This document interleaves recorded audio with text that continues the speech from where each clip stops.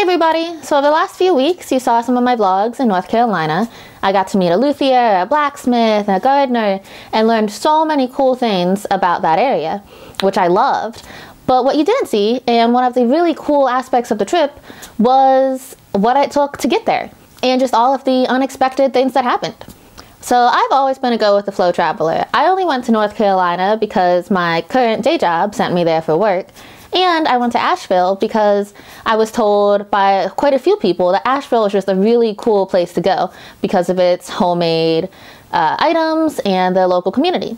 There was actually someone I met at an anarchy conference that told me to go to Asheville a year ago, and then just a few months ago I picked up some hitchhikers on the road in New York and they also told me to go to Asheville, so I figured I definitely have to check this place out. So a bunch of things just worked out well. I got to go to Asheville and this is what happened. Alice, the gardener, I had no intention of meeting her. I was really just hungry, and while I was waiting to get food I was in the garden just looking at the flowers, taking some photos, and I met Alice. Turns out she's a really great person, learned all about Sunny Point Cafe, about gardening, about helping the local community.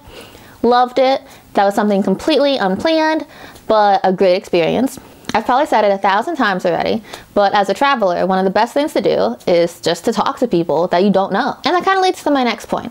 So in that area, I really didn't know many people at all, but to meet the people I featured in my blog, especially Ken, the luthier, and then the blacksmith with Claire and Forge, I literally Googled luthiers in Asheville and blacksmiths in Asheville, and a few people popped up. I sent them just cold call emails asking if I could feature them in my blog, and they said yes. So I'm forever thankful that they had the faith in me to let me feature them in my vlog.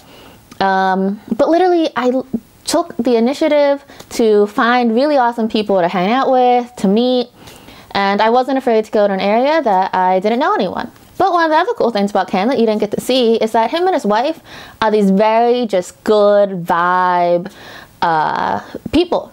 They rock out in the basement of their home with their band, which they've played all over the area at. They have their own CD. That night they said, hey, thanks for featuring us in your vlog, come and rock out with us. So literally that evening I was taking shots with the band, listening to their live music, and I definitely got to bond with Ken Jones' wife as we talked about social equality and feminism and just making the world a better place and what we stand for. It was just a great time.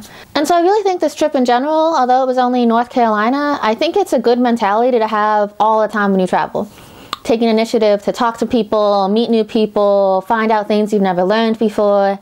Just go with the flow, you know, you don't even know what comes up. Maybe you'll be taking shots with a band, playing live music, or maybe nothing happens. You know, there's so many trips where I spend days just kind of taking in the sights by myself, not really talking to a lot of people because there's not a lot of people around. There's trips where I plan on vlogging and I don't get a ton of great footage. You know, that's one of the things about travel. Sometimes it's lots of crazy fun, lots of crazy learning, and sometimes it's just kind of taking in the sights or things go as expected.